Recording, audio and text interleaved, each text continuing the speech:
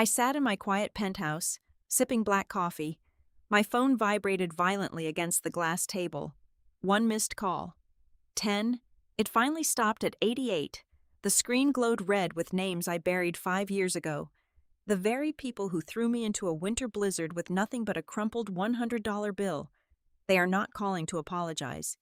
They are calling because they face absolute ruin. And I am the one holding the noose. Hello. Welcome back to Maya Revenge Stories. And thank you so much for being here with us today. Unfortunately, YouTube recently disabled our channel's monetization, leaving us without a budget to operate and pay our hardworking team.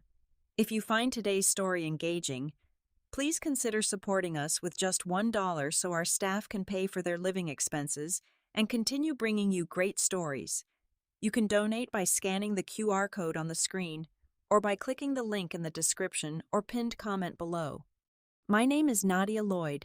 I am 28 years old, and for the vast majority of my life, I existed entirely in the shadow of my older brother, Julian, in the Lloyd family. Julian was the golden boy, the undisputed heir, and the pride of our parents. I was merely the understudy, kept around just in case the star performer ever stumbled. We both worked at Meridian Capital, a ruthless investment firm where appearances meant everything. Julian was handed a senior director title simply because of our father's country club connections. I, on the other hand, clawed my way up from the mailroom to a senior analyst position using nothing but my own relentless work ethic. But the golden boy had a very dark secret. Behind his custom-tailored suits and charming smiles, Julian was drowning in an ocean of underground gambling debts. To keep the loan sharks from breaking his legs, he orchestrated a highly sophisticated embezzlement scheme, siphoning vast amounts of money from our most prominent clients' portfolios. When the internal auditors finally caught the scent of missing funds, Julian panicked. He did not confess to the board. He did not own up to his mistakes. Instead, he ran straight to our parents, weeping like a cornered child. That brought us to the night my life was violently torn apart. The air in the sprawling living room of our Chicago mansion was thick, heavy, and suffocating. Outside, a brutal winter blizzard was raging, the wind howling violently against the floor-to-ceiling glass windows. Inside, a much more destructive storm was tearing my family to pieces. "You have to do this, Nadia," my mother, Eleanor, pleaded. Her voice dripped with toxic desperation as she gripped my forearms. "Julian has a brilliant future ahead of him. He is about to be promoted to partner. If this scandal gets out, his life is completely over." "And mine is not," I shot back, pulling my arms away from her grasp. My hands shook violently as I stared down at the fake confession document resting on the glass coffee table. "You want me to sign a paper admitting that I stole the money that is federal wire fraud? I could go to prison for 10 years. "Do not be so dramatic." My father, Arthur, barked from his expensive leather armchair. His face was red with frustration. "We will hire the best defense attorneys in the state. We will claim you had a severe mental breakdown due to stress. You will get a few years of probation. At worst, we will take care of you financially. But Julian absolutely cannot have a criminal record." They were not trying to protect both of their children. They were eagerly offering me up as a sacrificial lamb to ensure the family name remained untarnished. I looked across the room at Julian. He stood quietly in the corner, staring intently at his polished shoes, refusing to even make eye contact with me.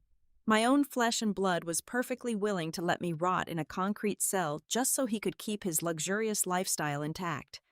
"No," I said, my voice finally steadying into a cold resolve. "I will not sign it. He committed the crime. He can face the consequences." The silence that blanketed the room was deafening. Then, Arthur stood up, his face twisted into a grotesque mask of pure, unadulterated rage. He marched over to the entryway table, grabbed my leather purse, and violently yanked out the plane ticket I had purchased for an important business trip the next morning. With a sickening rip, he tore the ticket into tiny shreds and let the pieces flutter to the hardwood floor like snow. "You ungrateful wretch," Arthur spat. his eyes wild with a fury I had never seen before. "Everything you have in this world is because of this family. If you are not willing to protect it, you are no longer a part of it." He pulled his designer wallet from his pocket, yanked out exactly $100, and threw the crumpled bill directly into my face. The sharp edge of the paper hit my cheek before floating down to rest beside my shredded ticket. "Take that and get out of my house," he roared, pointing a shaking finger toward the heavy oak front door. "You are no daughter of mine. Pack a bag and leave right now." "Arthur, there is a blizzard outside," Eleanor whispered weakly, but she made absolutely no physical move to stop him. She simply looked down at the rug. "I said get out," he screamed, his voice echoing off the high ceilings. I did not argue. I grabbed my heaviest winter coat, stuffed whatever clothes I could quickly fit into a small duffel bag, and walked out into the freezing darkness. The wind hit me like a solid wall of ice, biting through my layers instantly. I clutched that crumpled $100 bill in my freezing hand, trudging through knee-deep snow toward the nearest subway station. My tears literally froze on my cheeks before they could even drop to the ground. I naively thought the anger would pass by morning. I thought they would cool down and realize the sheer, horrifying cruelty of what they had just done. But I was entirely wrong. By noon the next day, I tried calling my mother from a dirty payphone. The automated voice told me her number was unavailable. I tried Julian. Blocked. I tried my father. Blocked. Within 24 hours, they had frozen my bank accounts, canceled my family phone plan, and erased every single trace of my existence from their lives. I was completely alone, dead to the very people who brought me into this world. That crumpled $100 bill was my entire safety net in a world that had just swallowed me whole. I walked through the howling Chicago blizzard until my legs went completely numb, finally reaching the dreary fluorescent lights of the downtown bus terminal. The reality of my situation hit me with the force of a freight train.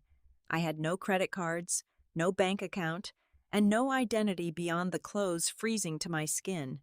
I walked up to the ticketing counter and asked for the furthest destination I could reach with my meager funds. The tired clerk handed me a one-way ticket to Austin, Texas. It cost $89. That left me with exactly $11 to my name. I spent it on 2 loaves of discounted white bread and a jar of cheap peanut butter, which became my only sustenance for the grueling 36-hour journey south. Austin was a stark contrast to the freezing nightmare I had left behind, but the heat of Texas offered no comfort to a woman living on the streets. Poverty is not a romantic adventure of self-discovery. Poverty is a violent, exhausting assault on your human dignity. For the first 2 months, the terminal station was my bedroom. I slept upright on hard wooden benches, wrapping the strap of my heavy duffel bag around my wrist to ensure my only possessions were not stolen in the dead of night. Every morning, I washed my face in the public restroom, trying to make myself look presentable enough to beg for employment. Eventually, I managed to secure 3 separate jobs, turning my life into an endless, punishing loop of manual labor. From 6 in the morning until 2 in the afternoon, I scrubbed baked-on grease off heavy iron skillets as a dishwasher at a local diner. My hands were perpetually blistered, the skin peeling and cracked from harsh chemical soaps. From 3 in the afternoon until 10 at night, I waited tables at a crowded barbecue joint, smiling through the aching pain radiating up my spine and swollen feet. Then, at midnight, I dragged my exhausted body to a windowless call center, answering angry customer complaints until 6 in the morning. I slept in 15-minute increments on public transit between shifts. I was starving, severely sleep-deprived, and entirely invisible to the world. Despite the physical torment, the psychological agony was far worse. In those early, desperate months, the trauma of my abandonment still made me weak. Late at night, sitting in the break room of the call center, I would borrow a coworker's phone to dial the number I had memorized since childhood. I just wanted to hear my mother's voice. I needed to know if she felt any remorse, if she had secretly wondered whether her daughter was dead or alive. The phone would ring. She would pick up. "Hello?" Her polite, cultured voice would echo through the receiver. "Mom, it is me. Please, I just want to talk." Click. The dial tone would ring out, sharp and hollow. She did not yell. She did not argue. She simply disconnected the moment she recognized my voice. I tried 3 different times over the course of 4 months. The result was always the exact same cold, calculated dial tone. On the final attempt, as I sat staring at the cheap plastic phone in my blistered hands, something inside me irrevocably snapped. The frightened, grieving daughter died in that cramped break room. In her place, a cold, calculated ambition took root. The sorrow evaporated, leaving behind a pure, unadulterated drive to conquer. I realized that crying for a family that viewed me as disposable was a complete waste of energy. The only universal language in this world is power. I stopped calling. I stopped looking back. I channeled every ounce of my rage into survival and growth. I lived on a strict diet of rice and canned beans, hoarding every extra dollar I earned. I used my meager savings to buy a refurbished laptop from a pawn shop. During my night shifts at the call center, between answering calls, I began studying. I enrolled in cheap online certification courses focused on artificial intelligence and global supply chain management. Drawing from my previous experience as a financial analyst, I started analyzing the massive logistical inefficiencies I saw everywhere, from the diner's food deliveries to the call center's data routing. I started writing code. It was a crude, basic software designed to optimize local freight shipping routes, reducing fuel costs and delivery times. I pitched it to small trucking companies in the Austin area. I was rejected 99 times. The 100th company said yes. That small victory was the spark that ignited the roaring fire of Apex Horizon, the logistics technology firm I founded in a roach-infested studio apartment. The next 5 years were a relentless, blood-soaked battlefield of corporate warfare. I poured every waking second into expanding my software, integrating advanced machine learning to predict supply chain disruptions before they even happened. Apex Horizon grew from a one-room operation into a rising star in the tech world. Then came the turning point. We entered a blind bidding war for a massive, multi-billion-dollar infrastructure optimization project. Competing against the oldest legacy corporations in the country, our algorithm was flawless. We won the contract. Almost overnight, Apex Horizon skyrocketed in valuation. I had built a ruthless empire from the ground up. I became a self-made billionaire. But unlike the flashy tech moguls who craved magazine covers, I operated entirely in the shadows. My identity was buried behind complex layers of holding companies and strict non-disclosure agreements. To the public eye, I was a ghost, but in the boardrooms of the corporate elite, I wielded a terrifying, absolute power. I had finally built a fortress so high that no one could ever throw me out into the cold again. The morning sun cast long, elegant shadows across the Italian marble floors of my Austin penthouse. 5 years had passed since the blizzard. I sat on my velvet sofa, dressed in silk, sipping a perfectly brewed cup of black coffee.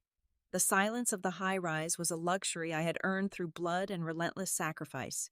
Far beneath me, the city was a bustling grid of commerce, much of which was quietly orchestrated by my company's algorithms. I was completely at peace. The ghosts of my past were firmly locked away in a frozen graveyard of memories. Then the silence was violently shattered. My personal cell phone, a heavily encrypted device known only to my highest-level executives, began to vibrate against the glass coffee table. It was not a single, polite buzz. It was a frantic, continuous tremor. The device danced across the glass like a dying insect. I set my porcelain cup down and picked up the phone. The screen was a chaotic waterfall of notifications. My pulse remained perfectly steady, but a cold knot formed in my stomach as my eyes locked onto the names flashing across the glowing display. Arthur, Eleanor, Julian. The very people who had erased my existence had somehow tracked down my private number. The notifications kept pouring in, stacking on top of each other in a frantic frenzy. I watched the missed call counter climb with surreal speed. 10, 30, 60. It finally stopped at exactly 88 missed calls, all within the span of 3 hours. Then came the barrage of text messages. I scrolled through the glowing green bubbles, watching the psychological descent of the people who had once thought they were untouchable gods. The tone of their messages shifted dramatically the further down I read. The initial texts were demanding, dripping with the old familiar arrogance of Arthur Lloyd. "Nadia, pick up the phone right now. We need to speak with you. Stop ignoring us. This is incredibly immature." But as the hours ticked by with no response from my end, the arrogant commands devolved into pathetic, frantic pleas. The spelling became erratic. The punctuation vanished. It was the digital footprint of sheer panic. "Nadia, please answer me. I am so sorry for everything. Our family is in terrible danger. We are going to lose everything. Only you can save us." That one was from Eleanor. The woman who had hung up on her starving daughter 5 years ago was now begging for salvation. I felt a sudden, visceral wave of nausea wash over me. The hypocrisy was so thick I could practically choke on it, but the truly sickening moment came when I tapped on the single voicemail left by Julian. I held the speaker close to my ear. His voice, usually so smug and polished, was completely unrecognizable. He was hyperventilating, his words broken by wet, pathetic sobs. "Nadia, please, it is Julian, my beloved sister. I am begging you. You have to call us back. We are on the street. They took everything. Please, I know you have money now. You cannot let your own blood drown. I am so sorry. I love you. Nadia, please. My beloved sister." I stared blankly at the wall as the audio recording ended. In 28 years of life, Julian had never once called me beloved. He had barely treated me as an equal human being. I did not feel a shred of pity. I did not feel an ounce of panic. What I felt was a cold, razor-sharp clarity. Humans do not change. They do not suddenly realize their moral failings after 5 years of absolute silence. They were not calling because they missed the daughter they threw away. They were calling because their golden tower was collapsing, and they had somehow discovered that the sacrificial lamb had grown into a dragon. A massive, catastrophic event had clearly detonated in Chicago. I placed the phone back onto the glass table. I did not text them back. I did not call. Instead, I picked up my secure office line and dialed the lead partner of my legal team, who also managed my private intelligence contractors. "Good morning, Miss Lloyd," his crisp voice answered. "I need a full, comprehensive background investigation initiated immediately," I instructed, my voice devoid of any emotion. "Target the Lloyd family in Chicago, Arthur, Eleanor, and Julian. I want to know every financial transaction, every legal filing, and every debt they have incurred over the last 30 days. Find out exactly who is holding the knife to their throats, and I want the complete report on my desk by noon." Precisely at 12 o'clock in the afternoon, my private elevator chimed. My lead investigator walked into my spacious office and placed a thick, leather-bound dossier directly onto my mahogany desk. He did not say a word. He simply gave a respectful nod and retreated from the room. I poured myself a glass of sparkling water, sat back in my ergonomic chair, and opened the heavy file. What I read over the next 45 minutes was not just a financial report. It was a perfectly scripted dark comedy. It was the absolute, catastrophic destruction of the Lloyd family legacy, documented in crisp, black and white ink. They were completely and utterly bankrupt. As it turned out, my dear brother Julian had not learned a single lesson from his narrow escape 5 years ago. Once a parasite, always a parasite. Shortly after I was banished, Julian was quietly forced to resign from Meridian Capital to avoid a public scandal. Instead of rebuilding his career honestly, he dove headfirst into a series of catastrophic venture capital schemes and offshore investment frauds. When those inevitably collapsed, he doubled down, turning to the exact same violent underground credit syndicates he had dealt with in the past. This time, the debt was not a few $100,000. He was in the hole for nearly $10 million, and the people he owed it to did not negotiate in corporate boardrooms. They negotiated with broken bones and burned properties. to save their precious golden boy from a shallow grave. Arthur and Eleanor made a fatal, desperate move. They leveraged absolutely everything. They liquidated their robust retirement funds, sold off the luxury vehicles, and, in a final act of sheer panic, took out a massive, high-interest mortgage on the Lloyd family estate. That sprawling, historic Chicago mansion had been in our family for 4 generations. It was their ultimate pride, their identity, and their primary weapon of social superiority. But it was not enough. The exorbitant interest rates devoured their remaining capital. They defaulted on the monthly payments 6 months ago. The bank showed zero mercy, aggressively seizing the property and putting it up for a private foreclosure auction to recoup the losses. I flipped to the final section of the dossier, a slow, dark smile creeping across my face. The scattered pieces of the puzzle slammed into place. I finally understood why my phone had exploded with 88 missed calls that morning. They had not experienced a sudden moral awakening. They had not stumbled upon my face on the cover of a business magazine. No, the truth was far more humiliating for them. Exactly 7 days ago, the bank had finalized the cash sale of their foreclosed mansion.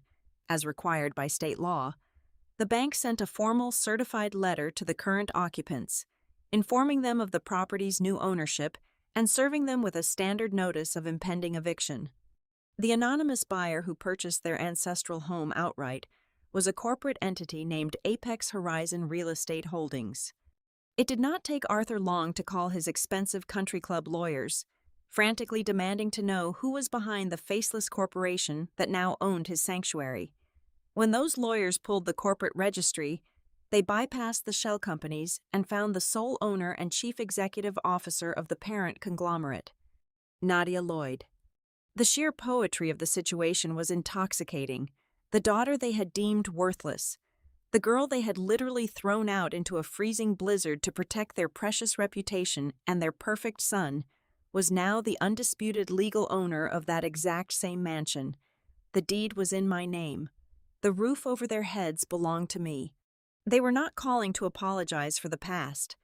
They were calling because the brutal, unforgiving universe had just flipped the chessboard. The people who had evicted me with nothing but a crumpled $100 bill were now staring down the barrel of their own homelessness. They were trapped in a cage of their own making, and the only person holding the key was the girl they had left for dead. I closed the leather folder and leaned back, looking out over the sunlit Austin skyline. The pathetic panic in Julian's voicemail finally made perfect sense. They were terrified. They were cornered rats, desperately scratching at the glass, begging the exterminator for mercy. I picked up my secure office phone and dialed my lead attorney. "Arrange a private jet to Chicago for tomorrow morning," I instructed calmly, "and draft a specialized access agreement. I am going to grant the Lloyd family exactly 1 meeting." The black town car pulled up to the imposing wrought iron gates of the Chicago estate. The massive stone pillars stood exactly as I remembered them, but the air felt entirely different. 5 years ago, I walked down this very driveway in a blinding snowstorm, my bones aching with cold. Today, the afternoon sun bathed the manicured lawns in a warm golden light, and I was stepping out of a chauffeur-driven vehicle, wearing a tailored suit that cost more than their current combined bank accounts. I walked up the sweeping stone steps. The heavy oak door swung open before I could even touch the brass handle. There they were, the grand, pathetic reunion. Eleanor lunged forward the second my foot crossed the threshold, her face stained with theatrical tears. "Oh, my beautiful, brilliant girl," she sobbed, throwing her arms around my shoulders in a desperate, suffocating embrace. I stood perfectly rigid, my hands resting calmly at my sides. I did not lean into her. I did not return the physical contact. Arthur stood just behind her in the grand foyer, attempting to arrange his aging features into an expression of paternal warmth. It looked entirely unnatural, like a mask slipping off his face. Julian hovered awkwardly in the background, nervously adjusting the cuffs of a gray suit that looked a few seasons out of date and slightly too large for his shrinking frame. I stepped back, gently but firmly removing Eleanor's hands from my shoulders, and walked past them into the sprawling living room. It was the exact same room where my life had abruptly ended half a decade ago. I took a seat on the center velvet sofa, crossing my legs with the practiced, effortless elegance of a monarch surveying a conquered territory. They scurried in after me like frightened mice, taking their seats on the opposite side of the massive glass coffee table, the very same glass table where my shredded plane ticket and that crumpled $100 bill had fallen.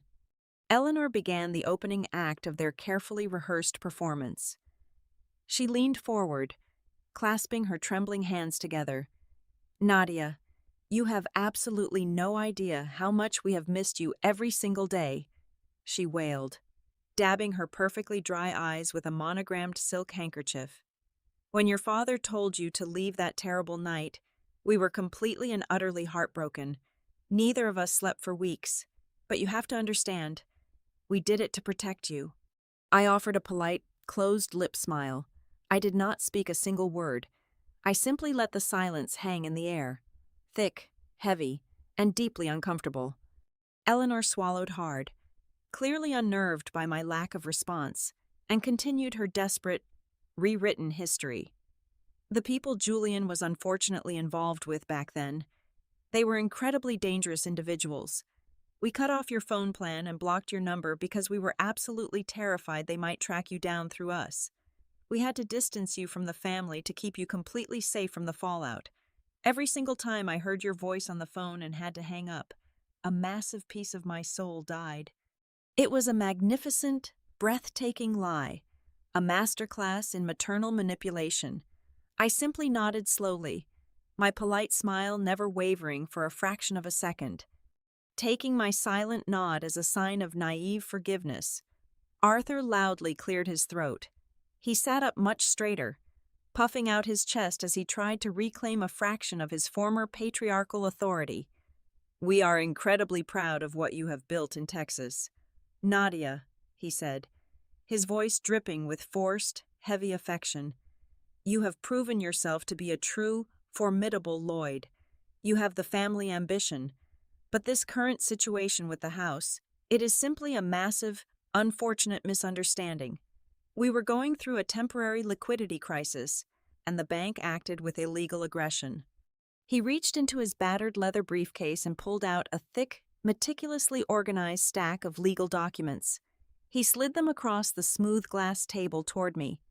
"This is a standard transfer of deed," Arthur explained smoothly, tapping the top page with his index finger. "It simply signs the property rights back over to the Lloyd Family Trust. You purchased it at the auction, and we are profoundly grateful for your quick thinking. But this house is the cornerstone of our family legacy. It has housed 4 generations. You simply cannot put a price tag on our shared heritage. Blood is always thicker than money. Nadia, all you need to do is sign your name on the bottom line right here, and we can put this entire ugly chapter firmly behind us and move forward together." I looked down at the thick contract. I did not reach into my bag for a pen. I did not even lean forward. I looked back up at Arthur, my expression one of mild, pleasant curiosity, as if I were watching a mildly entertaining television show. Then, sensing the momentum shifting, the golden boy decided it was his turn to secure a piece of the pie. Julian leaned forward, running a sweaty hand through his thinning hair. He flashed his old, charming salesman smile, though it now looked deeply desperate. "And Nadia, look, I am man enough to admit I have made some serious financial mistakes," Julian confessed, adopting a tone of rehearsed, noble humility. "But I have learned my lesson the hard way. I am completely ready to get back into the corporate world and build something real. I did some extensive research on your company, Apex Horizon. I see that you are rapidly expanding your logistics networks across the Midwest territory. With my extensive background in corporate finance and high-level management, I would be the absolute perfect fit for your regional director of operations. I can help you run the empire. I can handle the board members. We make a great team." Nadia, just like the old days before everything went wrong. I sat perfectly still, letting my eyes slowly drift from Eleanor's fake anguish to Arthur's greedy anticipation, and finally to Julian's sheer, blinding audacity. A mother who claimed she abandoned her starving daughter in the freezing cold out of profound love. A father who demanded a multi-million-dollar estate be handed over for absolutely free in the sacred name of blood relations. A brother who wanted a high six-figure executive position handed to him on a silver platter as a reward for his own catastrophic, criminal failures. They sat on the edges of their seats, staring at me with hungry, predatory eyes. They truly, deeply believed I was the exact same desperate, people-pleasing girl seeking their validation. They thought they could simply pat me on the head, flatter my ego, strip me of my hard-earned assets, and seamlessly slide back into their lives of effortless luxury, with me quietly funding their lavish existence from the shadows. I remained completely silent.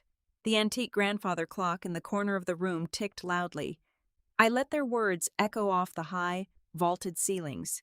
I let the sheer, unadulterated audacity of their greed settle over the room like a heavy, suffocating fog. The longer I sat there without saying a single word, smiling that perfectly polite, vacant smile, the more the oxygen began to leave the room. Their eager, greedy expressions slowly began to crack, twitch, and falter, rapidly replaced by a creeping, dreadful uncertainty. The silence stretched until the anticipation in the room became unbearable. I watched them perform their mental gymnastics, practically salivating over the imaginary wealth they thought I was about to hand over. They were so blinded by their own greed and arrogance that they could not see the massive shadow of the guillotine hanging directly over their heads.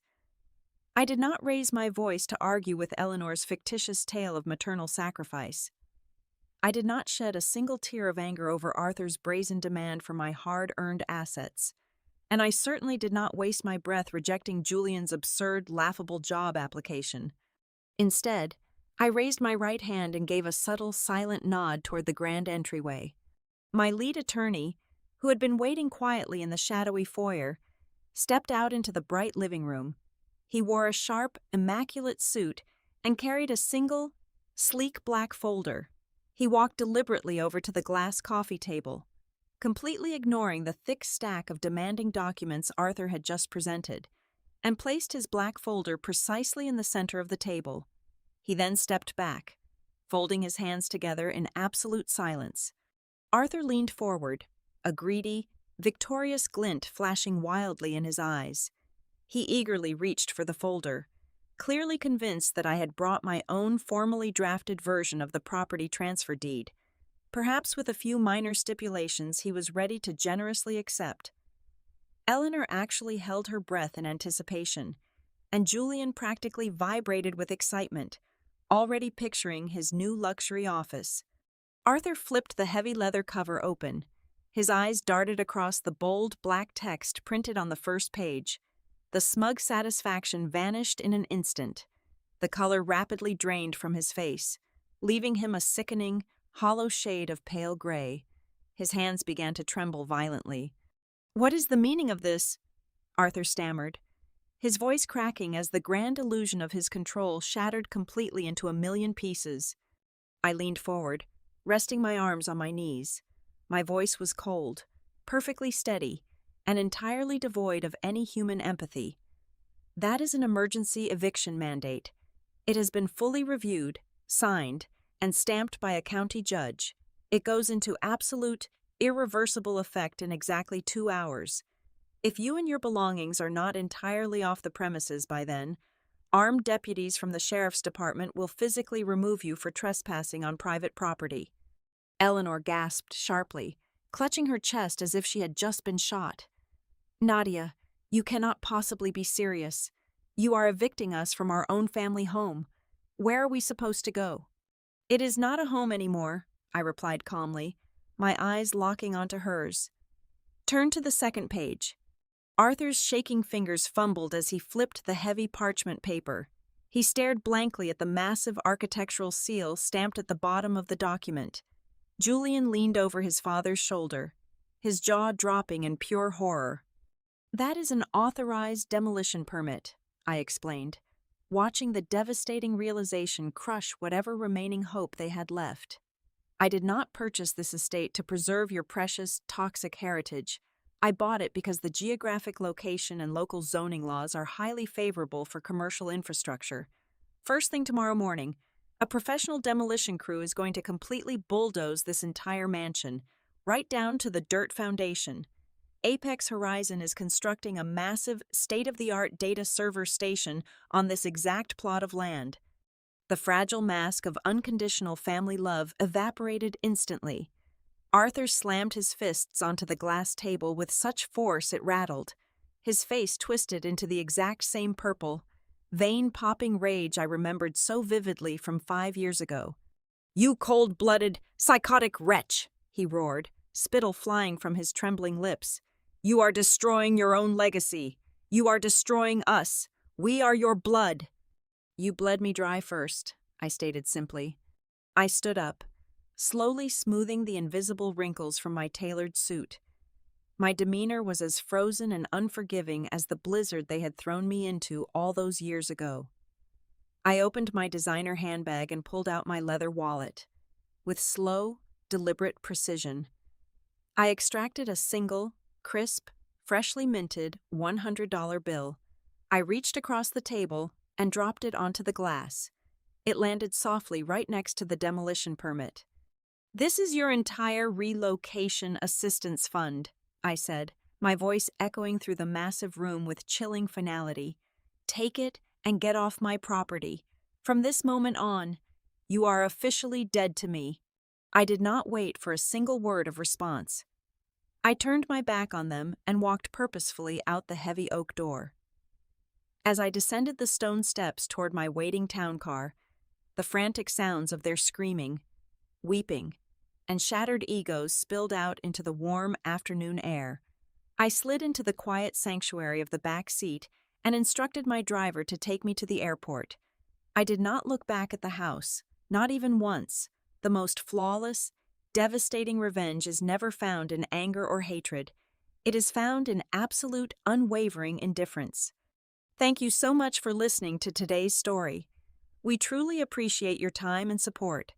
Please let us know in the comments where in the world you are listening from today. If you found today's story engaging, please help us by donating just $1. Your support provides the budget we need to pay our hardworking staff so they can provide for their families and continue creating better stories to serve you. You can donate by scanning the QR code on your screen or by clicking the donation link in the description or the pinned comment of this video. Thank you again, and we will see you in the next one.